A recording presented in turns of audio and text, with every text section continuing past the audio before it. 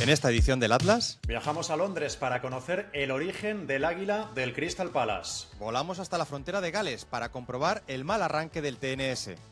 Conoceremos al Club Deportivo Palestino, el equipo chileno que se ha convertido en símbolo de la solidaridad con Gaza. Y visitamos la aldea de pescadores que está revolucionando la Liga Sueca. Hola, hola, atleros y atleras, bienvenidos una edición más a esta guía del fútbol remoto. Ya sabéis que aquí se viene a estrujar las 211 federaciones FIFA e incluso Jordi Domínguez, en ocasiones, alguna más. No sé si hoy será el día de pues extender ese mapa mundial, aunque vamos a tocar bastantes puntos. ¿Qué tal, Aitor, amigos y amigas del Atlas, atleros todos? Somos muy de estrujar y por lo tanto vamos a seguir con esa tónica. La verdad es que nos gusta dar tumbos, sobre todo si es sin pagar pasaje, que es lo que hacemos aquí normalmente semana tras semana. Y hoy vamos a estar en muchos puntos del planeta, así que nuevas historias y nuevas cosas para compartir con nuestros amigos del Atlas. Exacto, nuestros amigos y amigas del Atlas que ya sabéis podéis comentar tanto en iVoox, que es nuestra plataforma de referencia, también en Spotify, a la que obviamente le tenemos mucho cariño porque ya somos más de 1500 atleros y atleras en Spotify y obviamente en YouTube. Vamos a hacer un repaso y yo también propongo a la gente, a los atleros del mundo, que nos dejéis comentarios, por ejemplo, acerca de esta nueva estructura que acabamos de inaugurar hoy, Jordi, con este sumario así un poco, no sé, en plan pro, ¿no? Vamos a ir profesionalizando poco a poco el Atlas, aunque sin perder el espíritu amateur y casero, un poco casero que tiene este podcast. ¿Comienzas tú, Jordi, por iVoox, por ejemplo? Venga, empiezo con algunos comentarios que nos han dejado nuestros oyentes en iVoox. El primero de ellos, te tengo que decir que cuando lo leí, porque fue el primero de todos, me resultó particularmente perturbador, porque es de Genesis Hospital de Nigeria, que creo que se le ha colado un mensaje en el Atlas, y sí, decía Cardiologist Hospital in Lagos, que ya te digo, yo me quedé un poco con el culo torcido cuando lo leí, pero luego pensé, con el cariño que se le ha dado a este primer capítulo de la segunda temporada, que ha tenido prácticamente 2000 oyentes solo en iVoox, necesitamos un cardiólogo, porque es que nos ha llegado al corazón ese apoyo que nos ha dado la comunidad aldera. Nuestro regreso tras el verano, Aitor. Sí, yo creo que más que con el culo torcido nos ha dejado con el corazón partido, ¿no? Este anuncio del cardiólogo, que oye, nunca está de más conocer a un cardiólogo en Lagos, chico, no sabes cómo puedes acabar. Correcto. Siempre es mejor conocerlo que no tener ese número a mano si por alguna circunstancia requieres de él. Pero bueno, más allá de esto, comentarios de atleros habituales como Juan Antonio Sánchez, que nos decía, la compañía que me dais es tal que parece que vamos andando los tres. Hay mucha gente que ya sabes que se pone el Atlas para hacer ejercicio, para dar paseos, para quemar calorías, y en verano pues también, ¿no? El caso de Juan Antonio Sánchez, que nos dice, el nombre del especial yo creo que debería ser Supa o Super, depende de quién lo escuche o depende de quién lo pronuncie, porque ya sabes que hay también dos formas varias escuelas, sí. Claro, hay varias escuelas en referencia a nuestro narrador estrella, ¿no? Al que descubrimos hace unos meses aquí en el fútbol somalí. Bueno, dice Juan Antonio, si me permitís una idea para un programa especial, yo diría hacer uno de nombres de equipos que sean empresas, y el primero obviamente sería Mi Pegaso, un club mítico del fútbol madrileño, o bien nombres de equipos curiosos o con empresas públicas detrás, como el Comunicaciones o el Municipal de Guatemala. Pues ahí suelta esa idea, Juan Antonio, que no me parece, Aitor, mala. No. Tomamos nota, ya sabéis que somos muy de escuchar y de leer con mucha atención y con mucho cariño vuestros comentarios, pero que es que además nos sirven de verdad. Nos sirven para darnos ideas, para apuntarnos temas que a lo mejor pues, no nos habíamos planteado, o desde luego en el caso de los especiales, siempre muy atentos a lo que os puede apetecer, ¿no, Jordi? Totalmente. Y rescato un último comentario de iVoox, el que nos hace Alcorman, otro atlero habitual, que al hilo de ese rostro de Vágoras Palikarides, el poeta asesinado, miembro del EOCA en Chipre y que tiene su cara en el escudo del Pafos, nos dice, tiene una retirada Elvis, y es verdad. Sí que tiene con ese tupé, ¿no? Una retirada sí. al rey del pop. Así que, bueno, ahí queda. Ese parecido razonable. Claro, es que eran finales de los años 50, ¿no? Me imagino que también en Chipre había llegado un poco la moda, ¿no? Del tupé, ya no solamente de Elvis, de James Dean, creo que eran malos momentos para llevar el peinado que llevo yo, porque a mí me hubiera sido francamente complicado tratar de emular lo que estaba en boga en las peluquerías de aquellos años. Bueno, pues por mi parte, Jordi, me fijo en Spotify, por ejemplo, José Perea me dice, o nos dice, vuelve el Atlas, vuelve la alegría para este Atlas Live, que comentábamos la semana pasada y que ya, bueno, pues llevamos tiempo manejando la idea, ¿no? De que nos gustaría hacer algún Atlas presencial con todos vosotras o con muchos de vosotras y vosotros. Estaría bien hacerlo, dice José Perea, en alguna ciudad del sur, dejando un poco de lado a Madrid y Barcelona, que ya se celebran muchos eventos allí. Pues mira, la verdad es que está bastante bien tirada, ¿eh? Sí, A sí. mí esta es una idea que me gusta, salir un poco de este duopolio Madrid-Barcelona. Dice, y así, la gente de esta zona de la península tenemos oportunidad de participar en eventos en directo. Y si ya es en Córdoba, mejor que mejor. Un saludo a atleros y atleras. Pues hombre, aquí está por qué lo he seleccionado. Claro, ya sabes que mis abuelos maternos eran de Córdoba, eran de la provincia de Córdoba. Creo que los tuyos eran de Granada. De Granada, sí, de Órgiva. Pues mira, pues ahí está. Un Córdoba-Granada, que es un partido de segunda división maravilloso, de la Liga Hypermotion, y que también es un poco un derbi atlero en este sentido. Pues oye, si es en Córdoba, además, aprovechamos también para mandar un abrazo y un saludo muy, muy afectuoso a toda la gente de Córdoba después de ese incendio, ¿no?, que ha sufrido uno de los mejores monumentos y más espectaculares monumentos de nuestra geografía, como es la Mezquita de Córdoba. Chevy GM dice, quiero presentar mi dimisión como atlero. Ojo, atención, Jordi. Este verano estuve en Irlanda y aparte de comprarme una camiseta del Cork City, y porque fue la única tienda de equipo que encontré, como diciendo, si no hubiera arrasado, ¿no?, hubiera dejado la visa temblando, me tropecé sin buscarlo con el estadio, por llamarlo de alguna manera, del Shelbourne, que está a la sombra de la Viva Stadium. Dimito porque no me percaté de que esa noche jugaban allí la previa de la Champions frente al Karabakh. No me lo perdonaré nunca. Primer atlero de Aliaguilla, Serranía de Cuenca. Grandes. A ver, Chevy, yo le he puesto en la respuesta en Spotify, le he dicho, hombre, que no sea tan duro consigo mismo. Es verdad que es un poco complicado estar en las puertas de un estadio y no darte cuenta de que esa misma noche se va a jugar una previa de Champions, ¿no? Pero bueno.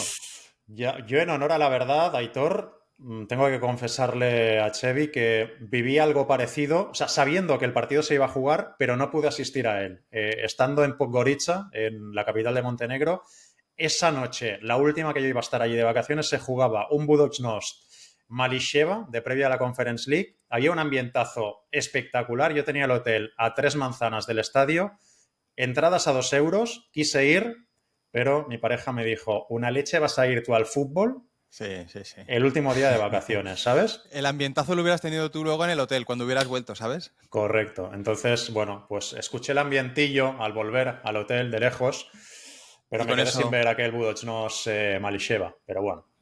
oye, bien, porque si no, la que se hubiera puesto de Mališeva habría sido tu pareja. Josu del Campo Echevarría, en mi humilde opinión, ojo, que este es también muy interesante, de cara al episodio adicional, lo mejor sería combinar episodios temáticos con consultorios. Además, somos conscientes de que aunque lo hagáis parecer fácil, los episodios temáticos suponen un trabajo previo importante. Hombre, pues la verdad, Josu, gracias por valorarlo, porque es así. Ya no solamente los temáticos, sino en general cualquier episodio pues requiere una preparación previa y un tiempo y un cariño, que desde luego hacemos con mucho gusto, pero que mola que se valore, ¿no? En el caso de los consultorios creo que es útil para seguir haciendo comunidad. De esta manera podréis comprobar cómo funcionan ambos formatos y os dará pie a hacer cambios a medio o largo plazo si así lo consideráis. Es que ricasco.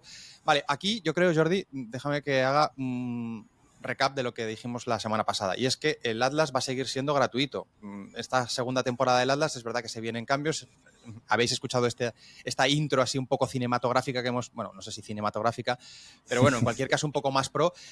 En esta búsqueda, ¿no?, de la mejora y de seguir creciendo, pues lo dicho, hemos llegado a un acuerdo con iVoox, del cual estamos muy, muy agradecidos, y vamos a seguir haciendo los 4 capítulos gratuitos de cada mes, es decir, uno a la semana, pero encima los de iVoox nos han sugerido hacer un capítulo adicional mínimo al mes, que tiene esta categoría un poco de especial, aunque me gusta mucho el capítulo súper del mes. Me gusta esta propuesta. Y este capítulo tiene de especial que, además de ser un añadido, ¿no?, a lo que ya estábamos haciendo, pues se va a poder seguir escuchando gratis en iVoox, pero si lo quieres escuchar en Spotify o en Apple Podcast, por ejemplo, pues te vas a tener que rascar muy poco, Jordi. Aquí va el spoiler. Ya hemos llegado tú y yo al acuerdo de que va a ser casi nada. Es que es quitarse un cortado al mes, prácticamente. Te digo más. Yo se me ha roto la cafetera. He ido ahora aquí en el centro de Barcelona a comprarme un café para poder estar un poquito despejado. Lo que en mi pueblo se llama un café solo largo, con hielo. Aquí en el centro de Barcelona es un double ice espresso, un ice double espresso, creo que le han llamado. Madre y mía. me han ventilado 2,30 €, ¿vale? Es decir, menos de lo que, ya estamos tirando un spoiler bastante concreto, Sí, menos sí. de lo que vamos a tarifar, ¿no? Un poco este capítulo especial, que ya no solamente por el capítulo, es un poco como el gesto de apoyar, ¿no? De acompañarnos en el esfuerzo de generar este contenido. Sí, sí, tal cual. Esto que comentas me parece indignante, ¿eh? Que ya tengas que saber inglés para pedirte un triste café en No, ciudades como Barcelona es un esperpento. probablemente si nos escucháis desde Madrid, a lo mejor Sevilla, Valencia, también en los centros de las ciudades ya tan turistificados, ¿no? Málaga, Donosti, no sé, quizá pasa algo parecido, pero desde luego en el Eixample de Barcelona es una locura. O sea, es imposible encontrar un bar para tomarte un pincho de tortilla y un café, que es mi desayuno fetén, en cualquier momento del año, porque todo está repleto de brunch, de tostadas, que no tengo nada en contra de los huevos Benedictine, pero, ostras, me gustaría también poder encontrar algún sitio pensado para los locales y no todo para quienes nos visitan. Bueno, en cualquier caso, aquí está esta derivada un poco que se nos ha escapado, pero lo que es importante es que vayamos repitiendo durante este mes de agosto, yo creo, Jordi, que el Atlas va a seguir siendo gratis, porque es un poco la esencia de este podcast, porque nos encanta llegar cada vez a más gente, porque nos gusta mucho, ¿no? Pues eso, tener esta comunidad de atleros y atleras a los que les flipa también la geografía remota del fútbol, pero bueno, hemos encontrado esta fórmula con iVoox, que además también nos va a permitir ingresar algo en publicidad para generar estos super fans, estos super atleros, que quizá también debería ser el nombre. Menos mal que está en Somalia el tipo este, porque si no a lo mejor nos iba a pedir royalties. Bueno, a ver, todo dependerá de lo Del lejos que alcance. acabe llegando el Atlas, ¿no? A lo mejor algún día, pero yo creo que si le hacemos, lo convertimos en famoso, al final también va a ser una persona agradecida, ¿no? Sí. De que hayamos internacionalizado esa narración excelsa que en su día nos regaló. Pero en fin. Oye, yo no sé si habrá muchos super atleros entre... Yo creo que sí, entre los que nos ven y nos escuchan en YouTube. Sí, porque hay mucha gente a la que le gusta ver nuestras caras, no entiendo muy bien por qué, mientras escucha el contenido del Atlas, que es algo que obviamente se puede hacer en YouTube, porque también subimos ahí los capítulos y además con la opción de vernos en imagen, como te decía. Y bueno, tenemos algunos comentarios que rescatamos de nuestros oyentes o televidentes en este caso, como Análisis Táctico Fútbol, que nos dice: qué bueno volveros a ver de nuevo y en verano, chicos. Podríais repasar equipos, como idea para un especial, que estuvieron en Serie A y que se han refundado una o más veces, como por ejemplo el Siena, que está perdido por la Serie D como un pollo sin cabeza. Y nos manda un gran abrazo al Leo. Así que también, pues ahí otra idea más para un especial en el futuro. Andrew GG24 dice: qué gusto un Atlas veraniego, me parece guay el preguntar a la comunidad para hacer un capítulo mensual sobre qué investigar, deseando aportar mi granito de arena en iVoox para el crecimiento de este gran podcast y a seguir creciendo como siempre. Grande. ¿Cómo se Y llamaba este? Andrew GG24. Grande, Andrew. Y de Mr. Lerma, que no sé si tiene algo que ver con el futbolista del Levante, dice: vuelve el Atlas, vuelve el Cottbus a primera posición, aunque con solo 2 partidos jugados. ¿Qué ocurrirá este año? Después de esperar, creo prudentemente, dice, me declaro primer atlero de Málaga. La verdad es que no llevo el recuento de si tenemos ya algún atlero declarado por la calle Larios y alrededores, Aitor, pero bueno, en cualquier caso, de Mr. Lerma dice que él es el primero de Málaga, así que de momento medallita para él. Oye, pues a mí no sé si me sonaba, ¿eh? Incluso una sugerencia, pero en algún momento podríamos incluso hasta plantear hacer un Google Maps de estos con pins, ¿no? Y que Sí, cada cual pues también se reivindique en su localidad o incluso hasta en su barrio, porque también hemos tenido casos ya un poco claro. de ir más a lo fino, ¿no? Más a lo concreto. Y muy bien también este apunte del Cottbus, que efectivamente ha empezado con bastante energía. Como energía traes tú, Jordi, para llevarnos, creo, a una ciudad gigante que tiene muchísimos clubes, pero concretamente a uno de ellos que está bastante de moda. Sí, es un poco el equipo del verano, ¿no? El Crystal Palace, porque en mayo se proclamó por primera vez campeón de la FA Cup, porque ha sido noticia a lo largo del verano al ser degradado de la Europa League, que merecía como campeón de Copa en Inglaterra jugar. Ha sido descendido a Conference League por culpa de esa copropiedad con el Olympique de Lyon, algo que de hecho ya ha sido ratificado incluso por el Tribunal de Arbitraje del Deporte, donde presentó un recurso de apelación en el Palace, pero no ha prosperado, con lo cual se va a tener que fastidiar y jugar la tercera competición europea cuando, insisto, le correspondería por derecho deportivo jugar la segunda. Pero bueno, así está la reglamentación del tema de las copropiedades ahora mismo, y en el caso del Palace ha salido perjudicado.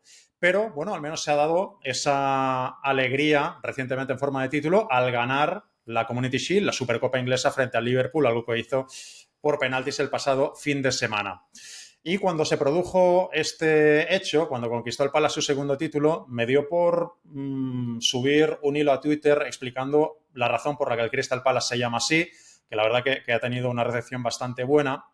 Y bueno, por si alguien no lo ha leído, que imagino que será mucha gente de la que nos escucha, el Crystal Palace se llama así por el Palacio de Cristal, no el del Parque del Retiro de Madrid, sino un palacio de cristal enorme que se erigió en Hyde Park, en el famoso Parque de Londres, para la Exposición Universal de 1851, pero que después se desmontó y se trasladó al sur de Londres, a un lugar donde años después nació el Crystal Palace, aunque ya no está exactamente allí, sino a unas 3 millas de su lugar de nacimiento, porque ese palacio en su día fue arrasado por un incendio, ya ni siquiera existe.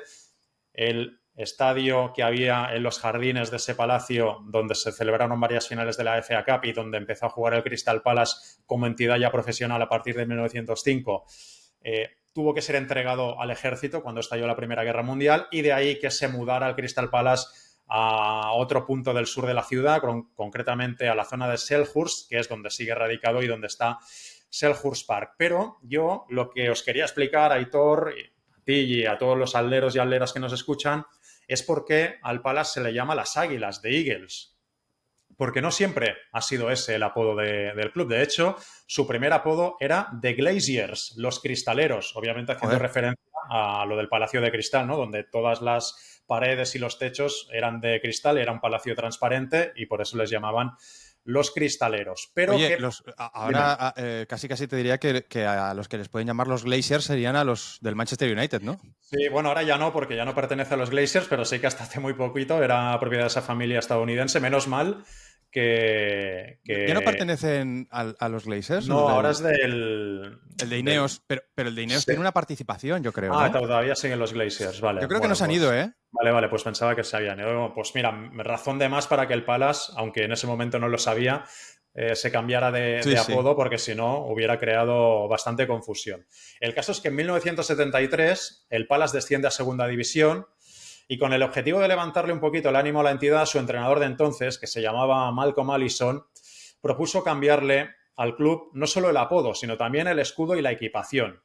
Y en esa época, como el Benfica, las Águilas de Lisboa era uno de los cuadros más potentes del continente, uno de los cuadros más prominentes de Europa, el Palace lo que pretendía con ese cambio de apodo, pasándose a las Águilas, era contagiarse de ese espíritu ganador del Benfica, usando su mismo apodo y poniendo también un águila en su nuevo escudo, porque en 1973 se cambia el escudo y ya se introduce la figura del águila en él. Lo que pasa es que al Palace, al cuadro londinense, no le terminó de funcionar, porque tras toda esa cirugía estética, Aitor, volvió a descender, cayendo esta vez a la tercera división inglesa. Por suerte, al tiempo logró recuperarse. Hoy vive su época dorada con esos 2 títulos, la FA Cup y la Community Shield. Pero fíjate a qué punto llegó la locura aviar del Crystal Palace, que hasta hace muy poco incluso tenían un águila de verdad, igual que el Benfica. Ojo, que volaba antes de los partidos en Selhurst Park. Se llamaba Kayla. Y te digo una cosa, como se entere Juan Bernabé, para allá que va, él y su aparato. Sí. Estaba pensando, no sé cómo llevará Juan Bernabé el tema del inglés, pero bueno, en cualquier caso, el idioma de Juan Bernabé es el amor, es un idioma universal, así que puede ir para allá en cualquier momento. Dos apuntes acerca de lo que nos estabas contando. Uno, que me parece que es como peculiar, ¿no? Lo atentos que estaban en el fútbol inglés a lo que estaba sucediendo en los años 60, finales de los 50, 60, principios de los 70, a nivel europeo, a nivel continental. Lo digo porque, bueno, estamos en un momento ya con el Brexit en el que parece que Inglaterra o el Reino Unido se quiere apartar un poco de Europa, pero no siempre ha sido así, ¿no? Y por ejemplo, a nivel futbolístico, pues claro, me viene a la cabeza lo que ya hizo el Leeds United, tratando de copiar, o tratando no, copiando directamente, inspirándose en la equipación del Real Madrid que había ganado tantas Copas de Europa, ¿no? 6 Copas de Europa, 5 seguidas en los inicios de esta competición, y generando tal impacto que hasta el propio Leeds dijo, oye, yo quiero vestir todo de blanco porque este equipo viste así. Y ahora tú nos cuentas que el Crystal Palace también estuvo muy atento al Benfica de Eusebio y compañía para, bueno, de alguna manera inspirarse, ¿no? Inspirar a los suyos con ese símbolo del águila, que de hecho no es que se les apode así, es que casi es la parte fundamental del escudo. Sí, sí, sí, tal cual. Y es verdad que cambian el escudo con la introducción del águila y se cambian el apodo, pero la equipación no emula la del Benfica, porque hasta ese año, en el 73, la equipación del Palace era camiseta blanca con 2 grandes franjas, una de color burdeos, de color granate, y otra de color más bien celeste. Pero a partir de ese año ya empieza a utilizar la equipación que ha llegado hasta nuestros días, que es parecida a la del Fútbol Club Barcelona o el Eibar, si quieres, porque igual es un rojo más intenso. Bueno, pues hicieron todos esos cambios con una voluntad de darle un giro a la entidad que pasaba por un mal momento, no terminó de funcionar, pero oye, fíjate, hoy en día el Palace en qué buen estado se encuentra con Oliver Glasner, con este entrenador austriaco que la verdad es que está consiguiendo grandes cosas en el conjunto londinense con toda la competencia que hay, ya no solo en el fútbol inglés, sino particularmente, como decías, en la ciudad de Londres, que tiene una cantidad de equipos profesionales tremenda, en primera, en segunda, y si vas mirando más hacia abajo, te van apareciendo más y más. Sí, sí.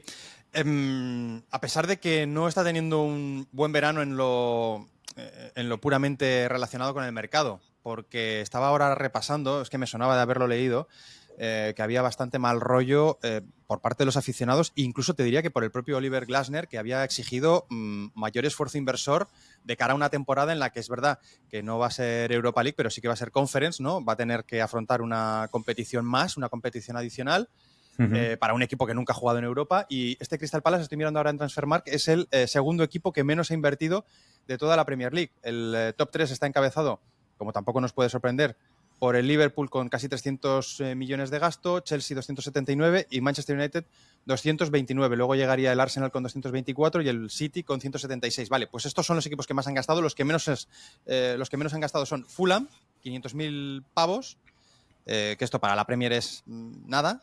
Y Crystal Palace es el segundo equipo que menos ha gastado, 2.300.000, que se los ha gastado concretamente en pagar el fichaje de Borna Sosa, el lateral croata, ¿no? Sí, croata. Sí, sí. Pues eso, que había mal rollo. De hecho, me quiere sonar también que Mark Guehi, el central este que tan buena pinta tiene, que ya está jugando con Inglaterra, creo que acaba contrato el año que viene y probablemente lo van a tener que vender precisamente para evitar que se vaya el año que viene libre. Y el segundo apunte que tenía que hacer, Jordi, has hablado de Malcolm Allison como el autor un poco de esta inspiración. A mí Malcolm Allison me sonaba un poco como un entrenador de los años 70 y 80 bastante peculiar en el mundo del fútbol británico. Era un tío que llevaba como abrigos de piel, sombreros de estos de gángster para entrenar. O sea, se sentaba en el banquillo como si fuese disfrazado de Dick Tracy, más o menos, ¿no? Y bueno, además luego también le gustaba pues salir con modelos, vale tonto también, aparecer, ¿no? Pues eso, en programas de televisión del petardeo, prohibía a los jugadores beber cerveza, pero luego él se iba las noches antes de que hubiese partido pues, a beber champán en los clubes más selectos de Londres. Bien, un personaje. Y lo que no sabía, estoy aquí ahora con la página de Wikipedia de Malcolm Allison, es que el tío entrena al Crystal Palace del 73 al 76, supongo que es entonces cuando se inspira en el Benfica, ¿no? Y modifica un poco esa identidad del Palace, pero una década después acaba entrenando en Portugal, no al Benfica, sino al Sporting de Lisboa. Al Sporting Club de Portugal. Supongo que nadie sugirió o dejó caer en ese momento, afortunadamente para él no existía internet, que venía de haberse copiado e inspirado en el eterno rival del conjunto sportinguista. Bueno, primero era de Águilas y luego fue de Leones. Tal cual, sí, sí. Y todos quieren ser los campeones. Exacto. Pues, Jordi, hasta aquí lo del Palace, que ha estado muy chulo. Yo te propongo un viaje, os propongo a todos alderos y alderas, un viaje bastante reducido en términos de Atlas, ¿no? Para los estándares de este podcast, que es acercarnos a la frontera entre Gales e Inglaterra, que es una frontera en la que ya hemos estado unas cuantas veces. Hay que decir, tampoco estoy proponiendo una locura. Pero bueno, básicamente como podéis intuir, me refiero a ese Oswestry, que es la localidad inglesa, pero cercana a la frontera de Gales, en donde juega el TNS, que es el equipo dominador hegemónico del fútbol galés. Pero ojo, atención, Jordi, amigos y amigas, porque ha empezado la temporada un poco torcido, ¿eh? Esto también me proporciona un cierto placer culpable, ¿no? Ver a equipos de aquellos que no sacas de arriba ni a tiros, pero que de repente, oye, empiezan un poco complicada la temporada, como es claramente el caso del TNS, y lo digo porque es verdad que solamente llevan un partido de liga, pero han palmado, ¿vale? Y esto yo creo que ya es un poco una noticia. Han palmado, además, bien, han palmado 0-3 contra el Brighton Ferry. Hacía 171 partidos de liga que no palmaba el TNS por 3 goles de diferencia. O sea, imagínate, ¿eh? Y 8 temporadas en las que no caía en la jornada inaugural. Así que es un poco como bastante raro que este TNS pues haya palmado tan fuerte. Pero es verdad que venía ya, ojo, atención, a ver, estoy aquí con VSoccer abierto, palmar en la previa de Champions contra el Esquendilla, en Macedonia del Norte, empate a 0 en Gales, Inglaterra, y derrota 2-1 en Macedonia del Norte, y luego palmar tanto en la ida como en la vuelta en la previa de Conference contra nuestros amigos del Differdange 0-3 de Luxemburgo, ¿vale? O sea que, claro, ya son varios puntitos en los que el de New Saints, antiguo de New Saints, actual TNS, pues está un poco lejos de lo que fue la temporada pasada, que como recordarás fue el primer equipo en representar a la Liga de Gales en una fase liga, fase grupos de torneo europeo, cuando se metieron en la Conference y, por ejemplo, viajaron a Florencia. Jugaron contra la Fiorentina, ¿no? En un partido así bastante icónico.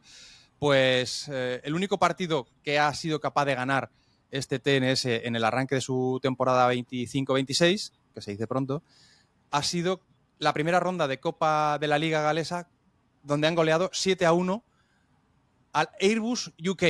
El Airbus UK es un equipo del que ya hemos hablado también, concretamente lo tengo aquí en el Atlas 27, quien esté interesado o interesada puede recuperar ese Atlas 27, porque ya os hablé de que existía un equipo, otro más, que tiene un estadio muy cercano a la frontera con Inglaterra, que es este Airbus UK, pero claro, a mí lo que me llamó la atención es el nombre. Airbus, una empresa aeronáutica, incluso casi te diría que también me llama la atención el apellido, UK, en un equipo galés, que obviamente está dentro del Reino Unido, pero bueno, ya sabes que también tienen su identidad como muy marcada.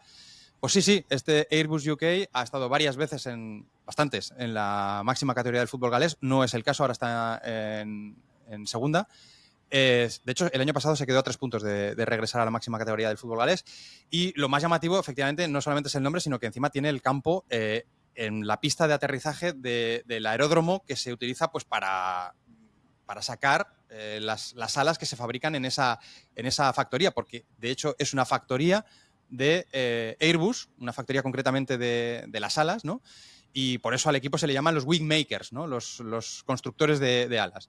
El campo se llama The Airfield y las pilonas de luz, también te comenté, Jordi, que tienen que ser retráctiles para que puedan aterrizar los aviones, sobre todo los Airbus Beluga, que son unos mastodontes, como te puedes imaginar por su nombre, que son precisamente en donde cargan las alas para completar la construcción en otras factorías. El aeropuerto y toda la factoría está está originado en una Shadow Factory de 1939, una fábrica en la sombra, que fue un plan del gobierno británico para alejar los centros de producción militar lejos de ciudades importantes, ciudades neurálgicas como Londres, Birmingham, Manchester, etcétera, etcétera, ¿no? Entonces, como que dispersaban para que los ataques alemanes de la aviación nazi pues les fuese más complicado llegar hasta estas fábricas que se consideraban pues de un interés absolutamente capital durante la Segunda Guerra Mundial, y ya esa fábrica se quedó allí, se quedó en esta localidad que se llama Broughton, y bueno, a partir de la fábrica forman el equipo de fútbol, en el año 46 empiezan a jugar, y como te digo, ha estado 17 temporadas seguidas en la Cymru Premier, ahora mismo pues está en segunda división, pero cerca de volver. Tiene 2 subcampeonatos de liga y 1 de copa, ¿vale?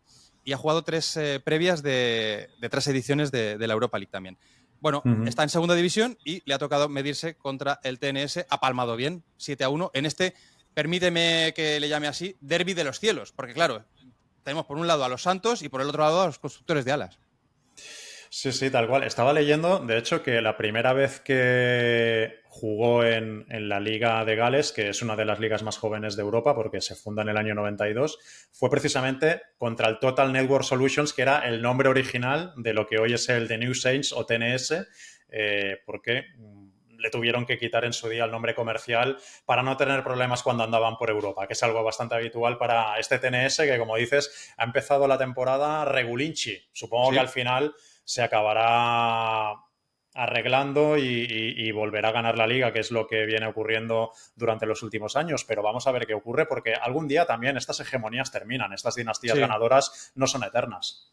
Sí, pero claro, al final yo supongo que debe de ser un equipo que debe tener bastante hate en el fútbol galés, más que nada porque estas hegemonías también lo que generan es precisamente eso, ¿no? Un poquito de repelús por parte de los restantes equipos. Además, el hecho de que juegan en Inglaterra, ¿no? En un estadio que está situado en Inglaterra, en esta liga galesa, no sé si tienen muchísimo hate, pero me imagino que algo deben de tener. Y claro, yo creo que debe de ser un buen momento, ¿no? Ahora estoy mirando la tabla de la Country Premier, debe de ser un buen momento para los rivales o para los que odian a The New Saints, porque ahora mismo está colista. Claro, lleva solamente un partido, pero ahora mismo está colista de New Saints. Que he dicho antes, antiguo The New Saints, no, antiguo Total Network Solutions, actual The New Saints o TNS. Jordi, de el Reino Unido hemos estado en Londres, ahora también en la frontera con Gales. Tú ahora sí que planteas un viaje un poquito más transoceánico. Sí, bueno, totalmente, porque además voy a unir dos cosas, Palestina y un país que está a 13.000 kilómetros de allí, que es Chile, porque vamos a empezar por una noticia luctuosa que ha sido bastante comentada estos últimos días porque hace 4 o 5 días conocimos la muerte de Suleiman Al-Obeid, conocido en su día como el Pelé palestino, un delantero que ahora tenía 41 años y ha retirado, que había sido internacional por Palestina y que, según explicó la propia federación de su país, falleció víctima de un ataque israelí en Gaza mientras esperaba junto a muchas otras personas en uno de esos puestos de reparto de alimentos donde se están produciendo este tipo de incidentes, como vemos en los telediarios día a día. Al cabo de unas horas, la UEFA puso un tuit recordando su figura y Mohamed Salah, el delantero del Liverpool, respondió a ese tuit preguntándole a la UEFA, de forma irónica,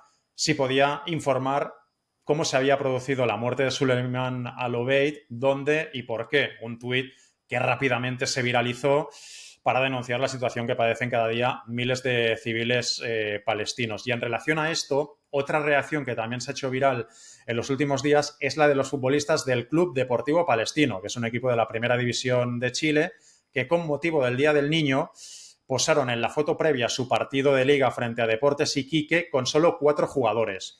Los otros 7, que formaban parte del 11, se quedaron al margen a modo de denuncia y posteriormente el club lo explicó mediante un tuit en el que acompañaba la foto en la que solo se veía al portero y a 3 compañeros futbolistas, jugadores de campo, con un mensaje que decía: en Gaza cada 90 minutos hay 7 niños asesinados o heridos. Por eso hoy nuestra formación está incompleta. Y yo creo que aprovechando este momento viral, gracias a este acto de protesta del Club Deportivo Palestino, es un buen momento para hablar de la idiosincrasia, de la identidad de este conjunto chileno que yo creo que es muy, muy especial. Porque en Chile, Aitor, hay algo más de 18 millones de habitantes, pero cerca de medio millón son de origen palestino y de hecho esa es la mayor comunidad palestina fuera de lo que es Israel y el mundo árabe y casualmente están lejísimos de allí, a 13.000 kilómetros de su lugar de origen, de su casa. Lo cual, pues, no deja de ser curioso, ¿no? La pregunta que yo me hice fue, y bueno, ¿y cómo llegó toda esa gente? ¿En qué momento?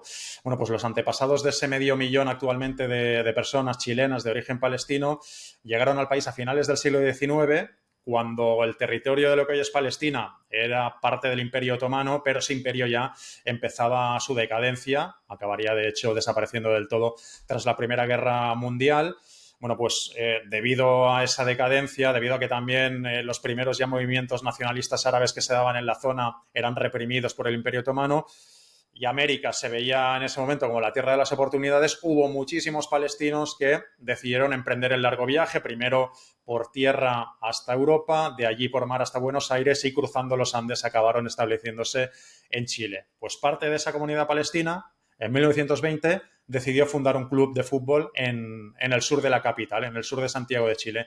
Ese club fue el Club Deportivo Palestino, del que estamos hablando, que en sus estatutos se define como reflejo del orgullo, la historia y la pasión de una comunidad que encontró en el fútbol una forma de trascender fronteras. O sea, Palestino es, podríamos decir, más que un club, es un símbolo de la diáspora palestina, de la lucha por la identidad de ese pueblo y de sus derechos. Y ojo, porque ha tenido bastante éxito deportivo, no ahora, pero sí en el pasado. Fue 2 veces campeón de Chile, en el 55 y en el 78.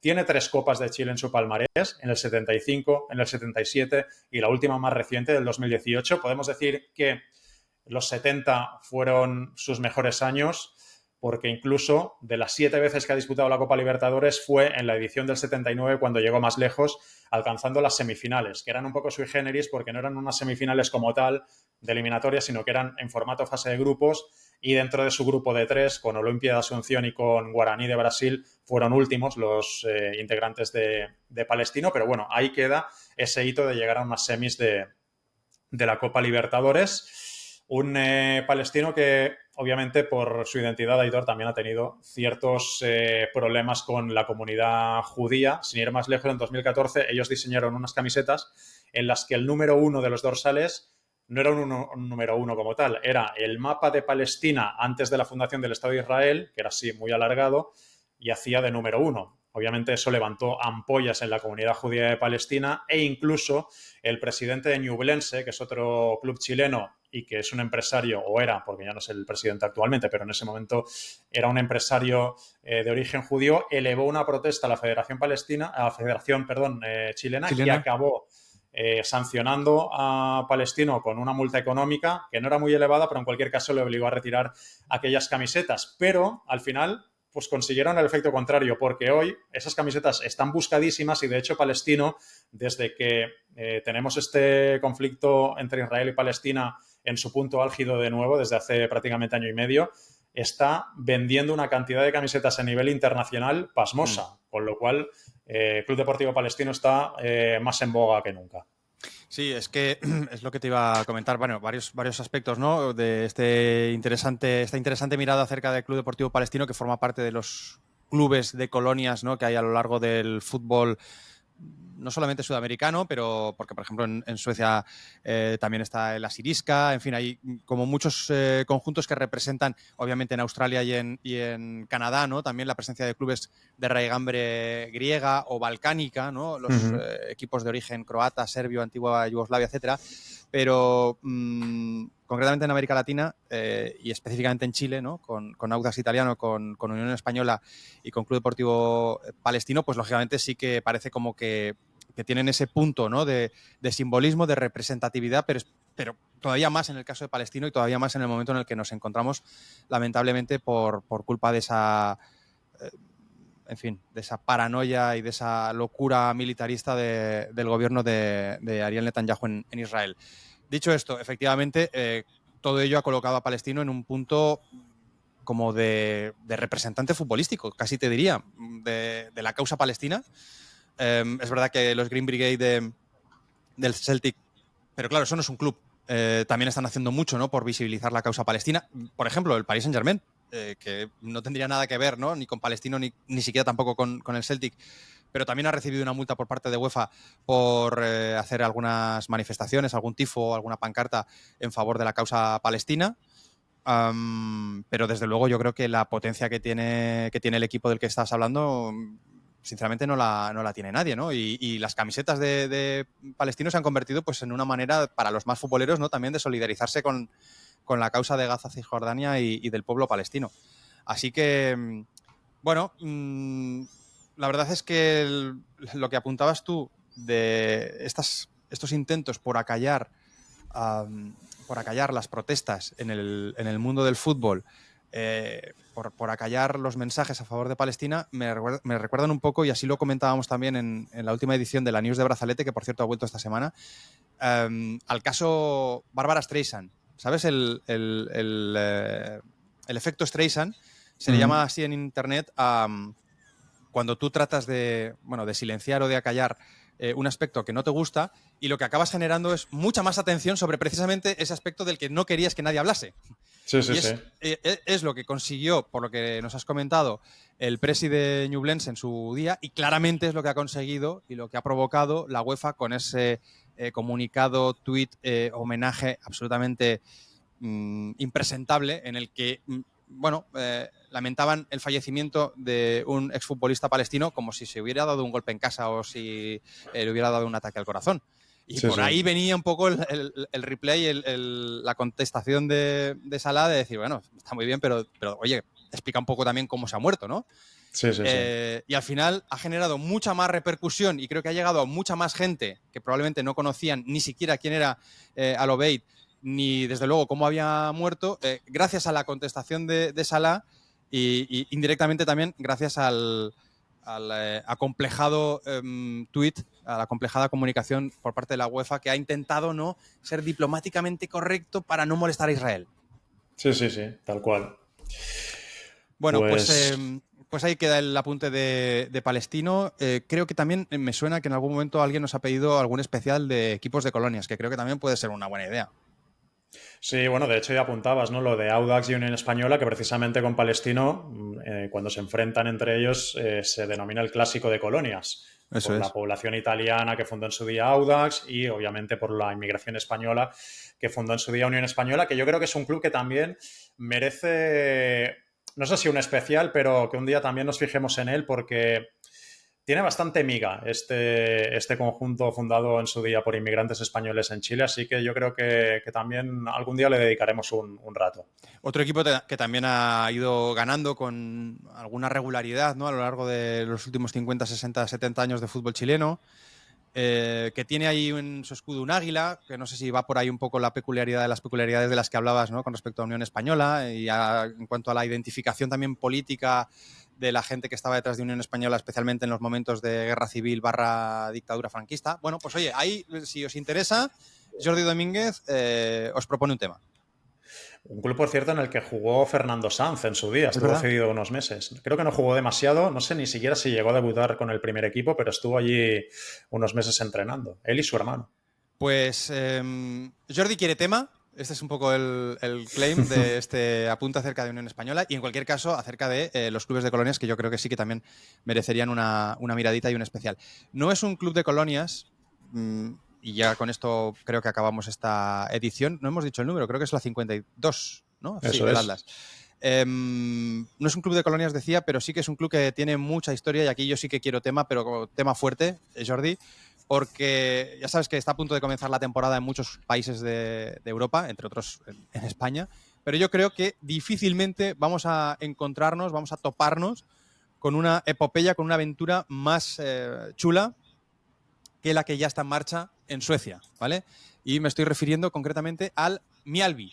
Ojo, atención, no estoy hablando de Johan Mjällby, es un central que pasó sin pena ni gloria, jugó concretamente 3 partidos en el Levante Unión Deportiva, sino a este equipo Mjällby que, según Forbo, y me voy a fiar porque es lo más a mano que tengo para fiarme de la pronunciación en sueco, se dice Mjällby, ¿vale? Se escribe MJA con diéresis LLBY, pero se pronuncia Mjällby. Vale, Como las pues, neveras.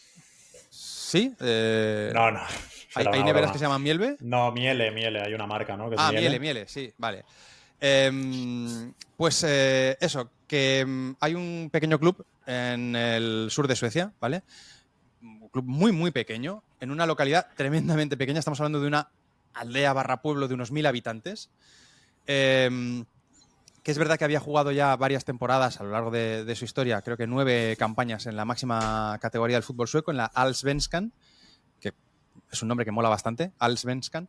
Pues eso, un equipo de un pueblo de 1000 habitantes y que resulta que ahora mismo está líder. Pero que es que llevan ya 19 partidos, 19 jornadas disputadas y vienen la semana pasada de mojarles la oreja al Malmo, en casa del Malmo, 1-3.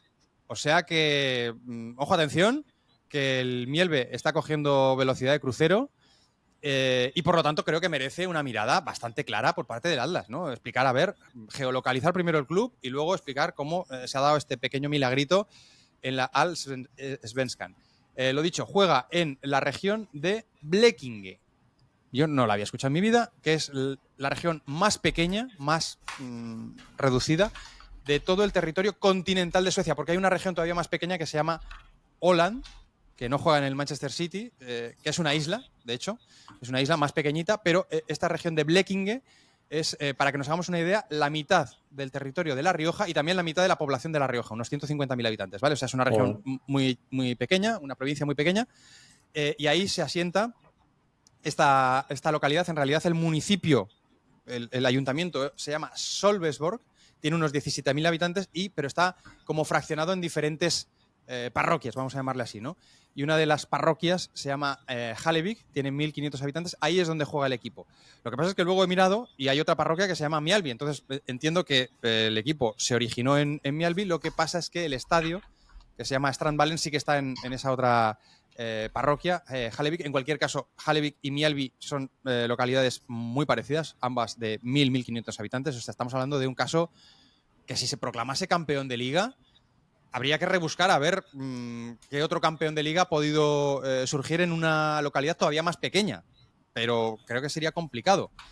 El estadio, ya te digo, se llama Strandvallen, está ubicado en un lote de tierra delante del mar, acoge a 6.500 personas, concretamente se ubica entre el camping de la localidad y la playa para perros. Esto lo he buscado en Google Maps y me ha hecho gracia que efectivamente detrás del campo está la playa para perros, allí en Hellevik, que es este municipio en el que juega el Mjällby. 6.500 personas acoge el estadio, es un estadio que ha sufrido alguna remodelación recientemente, pero es un campo muy, muy reducido, pero que cada domingo acoge a varias veces la población de la localidad que luce como nombre el equipo, ¿no? Porque, claro, cada domingo pues juegan allí pues delante de 6.000 personas, representando una localidad de 1.000. El equipo, ya por contextualizar también un poco el Mjällby, fue fundado el 1 de abril de 1939, Jordi.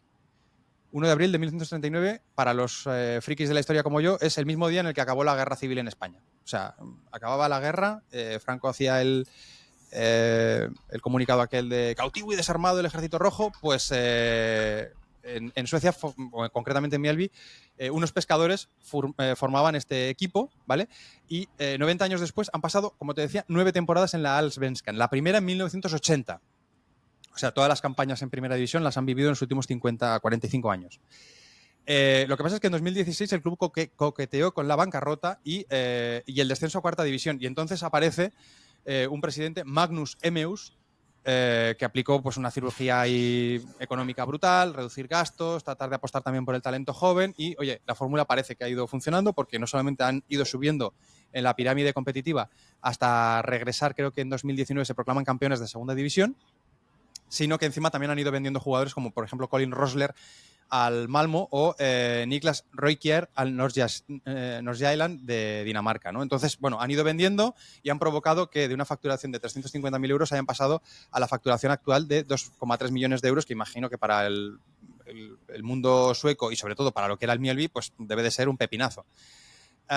Como pepinazo fue la final de Copa de 2023, que fue la primera ocasión en la que el Mjällby estuvo a punto de meter trofeos, pero ya trofeos, diríamos, del máximo nivel, porque como te digo, se ha proclamado alguna vez campeón de segunda división, pero nunca, obviamente, campeón de la Allsvenskan ni tampoco de la Copa Sueca. Bueno, pues se quedó ahí en esa final y al año siguiente apuestan por un tal Karl Marius Aksum, que es un técnico asistente noruego sin experiencia a primer nivel, pero con un doctorado, ojo, atención, y esto lo he sacado de un artículo de la BBC que está bastante bien, un doctorado en percepción visual aplicada al fútbol. Tela marinera. Joder, ¿y eso para qué sirve? Pues mira, para coger a un equipo de, entre comillas, mierda y llevarlo a líder. Yo, sinceramente, no sabía que esto existía. Doctorado en percepción visual aplicada al fútbol. Quiere decir la visión 360 grados, ¿no? La percepción espacial del jugador, dónde estoy antes de recibir el balón, ya tener controlado dónde están los rivales, dónde están los compañeros. Bueno, pues todo esto, esta capacidad de hacer scanning, parece ser que es un poco como su especialidad. Y oye, no le vamos tampoco a llevar la contraria porque la cosa le está funcionando bastante.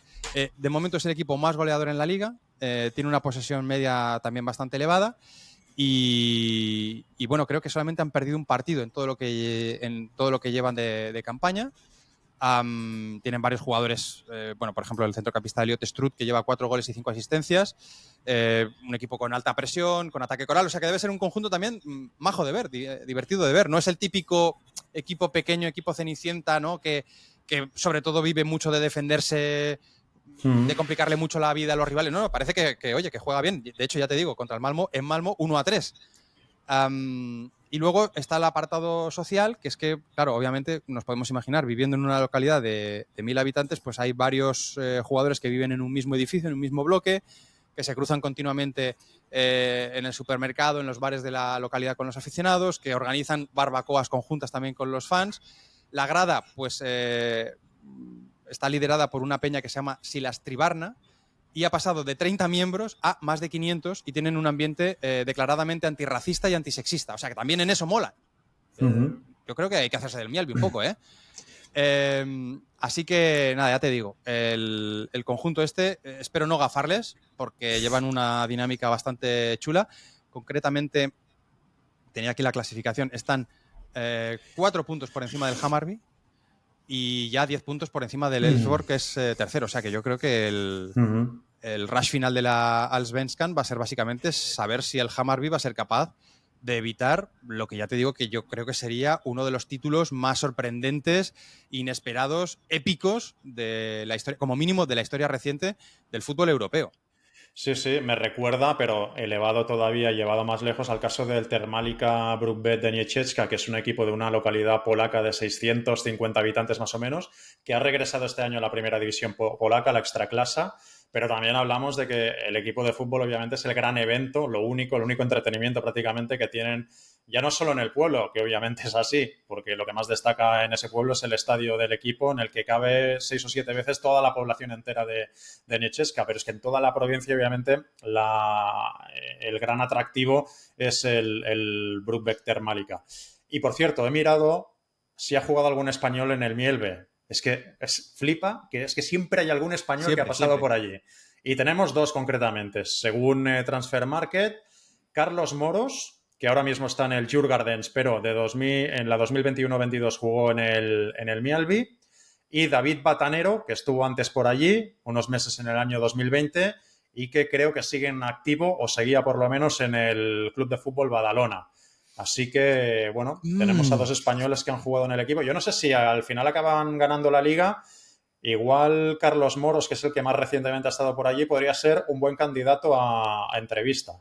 Y por lo tanto, quizá a lo mejor este tipo de planteamiento, este tipo de episodios que ya nos planteamos el año pasado, ¿no? De qué hacer, porque a lo mejor con el entrevistado hay veces que, bueno, tenía sus pros y sus contras, ¿no? Y así también lo expusimos para que todos los alderos y alderas opinasen, pero quizá a lo mejor puede ser otro de los prototipos de episodio para especial, ¿no? Para los especiales estos que decimos de super atleros.